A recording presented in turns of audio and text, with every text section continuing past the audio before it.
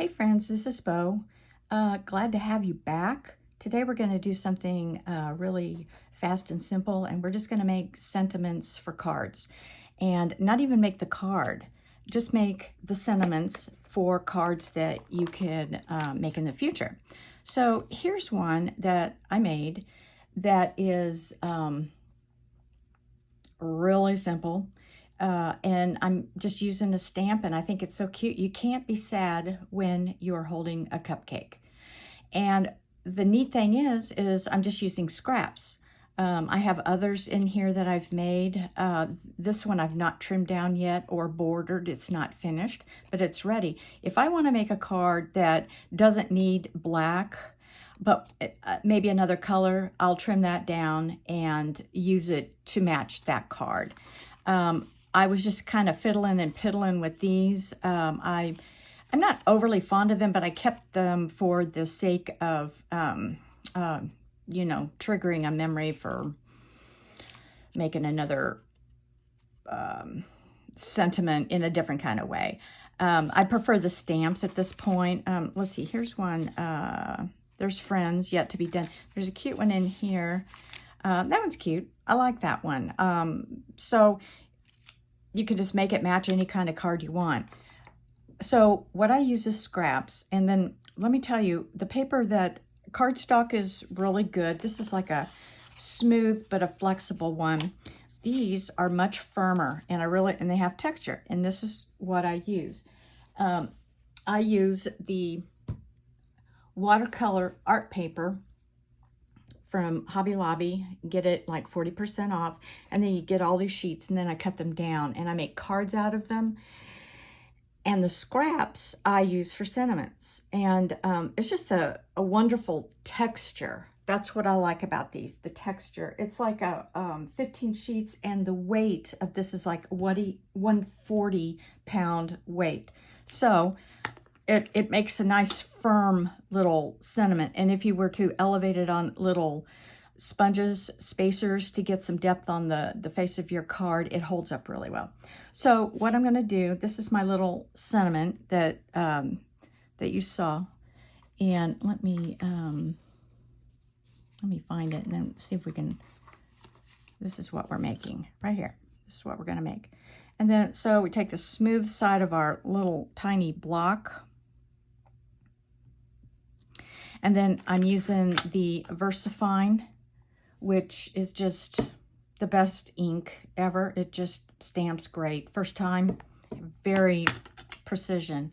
I got ink on my thumb, and I got to watch it because once I touch something, then I'm going to ruin it with black ink. I'm always kind of checking my hands here before I do stuff. So I think I'm going to try this. I'll do a quick stamp.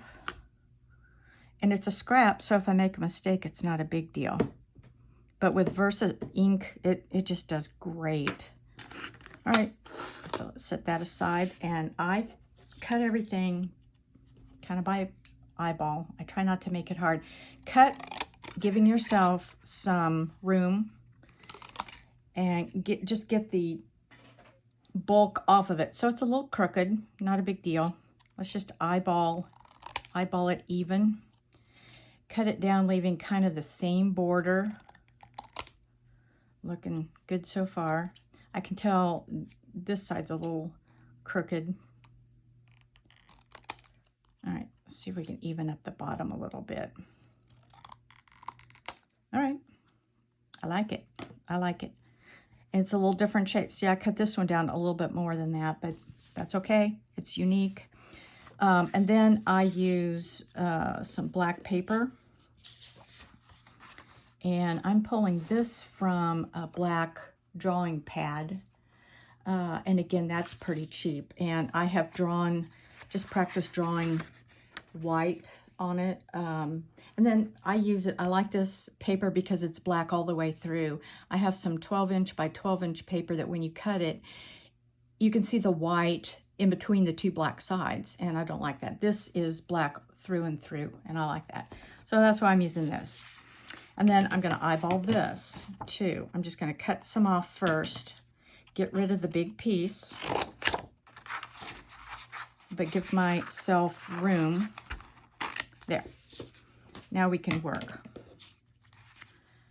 I can tell this is crooked, so let's go up to the upper right corner, and it's crooked on that side too. Actually, this is now cornered into the even sides. You know what? Let me give you a hint. If I were to make a mistake, I think this is going to work and be fine. I would deliberately offset it to not show an uneven side. But this works.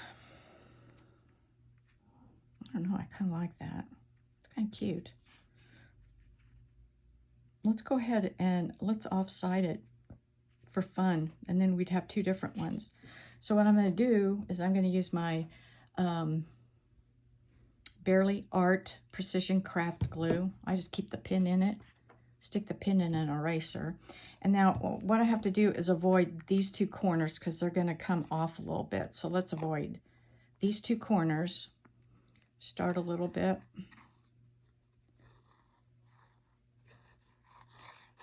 It'll stick.